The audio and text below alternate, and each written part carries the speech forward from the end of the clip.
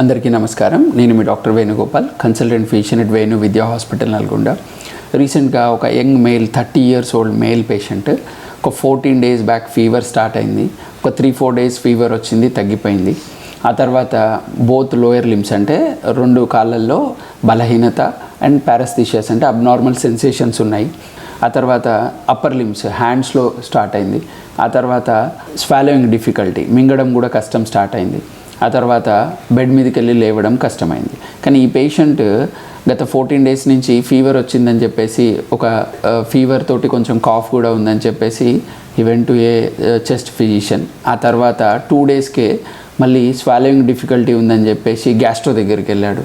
మళ్ళీ ఆ తర్వాత నడవడం కూడా ఇబ్బందిగా ఉందని చెప్పేసి న్యూరో ఫిజిషియన్ దగ్గరికి వెళ్ళాడు. సో 14 daysలో హీ కన్సల్టెడ్ ముగ్గురు డాక్టర్స్ దగ్గరికి వెళ్ళాడు. ఒకే డాక్టర్ దగ్గరికి రెగ్యులర్ ఫాలోఅప్కి వెళ్ళలేదు. 14 daysలో 3 visits 3 different డాక్టర్స్ దగ్గరికి చేశాడు. సో సమ్ ఇన్వెస్టిగేషన్స్ అయినాయి, ఆయనకి సమ్ ఎండోస్కోపీ అయింది, NCS అయింది, అన్నీ అయినాయి. బట్ ఫైనల్గా ఎలాంటి కన్క్లూజన్ లేకుండా అన్నీ నార్మల్ ఉన్నాయని చెప్పేసి 16th day నా దగ్గరకు వచ్చాడు. సో అతని హిస్టరీ అండ్ క్లినికల్ ఎగ్జామినేషన్ పూర్తిగా చేసిన తర్వాత అది AADP అంటే గులియన్ బెరే సిండ్రోమ్ లాగా ఉంది. సో అదేంటంటే పోస్ట్ వైరల్ ఇన్ఫెక్షన్స్ తర్వాత కొంతమందికి నరాల మీద ఎఫెక్ట్ పడి స్లోగా ప్రోగ్రెసివ్గా లోయర్ లిమ్స్, అప్పర్ లిమ్స్, తర్వాత ట్రంకల్ మజిల్స్, తర్వాత స్వాలోయింగ్ డిఫికల్టీ అండ్ లాస్ట్ నా దగ్గరకు వచ్చేసరికి అతనికి శ్వాస తీసుకోవడం కూడా ఇబ్బంది, అంటే రెస్పిరేటరీ మజిల్ ఇన్వాల్వ్మెంట్ కూడా ఉంది.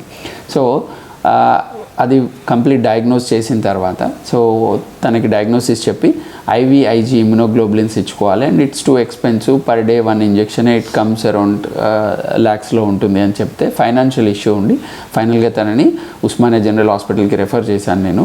సో బట్ ఓన్లీ థింగ్ ఏంటంటే ఏదైనా సమస్య ఉంటే మీ ఫిజిషియన్ దగ్గరికి 1 time, 2nd time, 3rd time regular visits ఒకే దగ్గరే చేయాలి.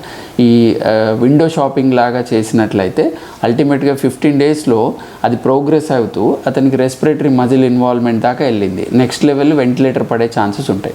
అండ్ ఇందులో ఎందుకు మనము తొందరగా వెళ్ళాలి అంటే, సో వెంటిలేటర్ రిక్వైర్మెంట్ పడితే ఒక్కోసారి సడన్ డెత్లు కూడా ఉండే అవకాశం ఉంటుంది. కానీ ఇది ప్రాపర్గా ఎర్లీగా డయాగ్నోజ్ అయ్యి ట్రీట్మెంట్ తీసుకుంటే ఆల్మోస్ట్ లైక్ 75-80% పీపుల్లో కంప్లీట్ రికవరీ ఉంటుంది. సో డిలే అయితేనే వీళ్ళకి లైఫ్ లాంగ్ నర్వ్స్ మీద ప్రభావం ఉండి కొంత వీక్నెస్ అనేది లైఫ్ లాంగ్ మిగిలిపోయి వాళ్ళ యొక్క క్వాలిటీ ఆఫ్ లైఫ్ తగ్గిపోతుంది. కాబట్టి ఏ పేషెంట్స్ అయినా ఎవరైనా సరే ఒక ఫిజిషియన్ దగ్గరికి, మీ రెగ్యులర్ ఫిజిషియన్ దగ్గరికి రెగ్యులర్ విజిట్ చేసి డయాగ్నోసిస్ వచ్చి ట్రీట్మెంట్ తీసుకుంటే బాగుంటుంది. విండో షాపింగ్ చేయకూడదు. ధన్యవాదములు. Please like, share and follow for more health updates.